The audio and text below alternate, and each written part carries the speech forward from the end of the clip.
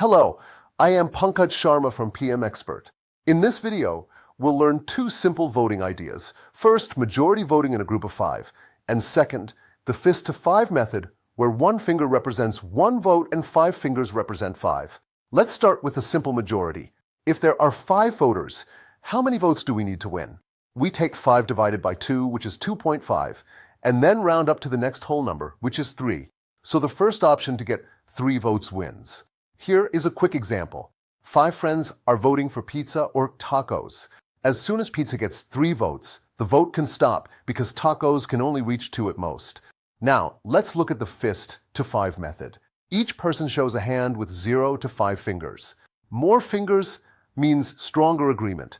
5 fingers means I love the idea and I will lead.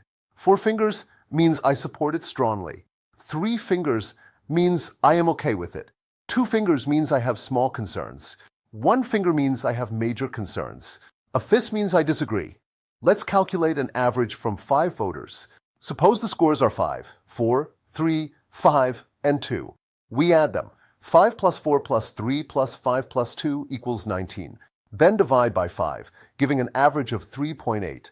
Since this is above 3, the group usually moves forward. So that is the idea behind first to 5 voting and the fist to 5 method.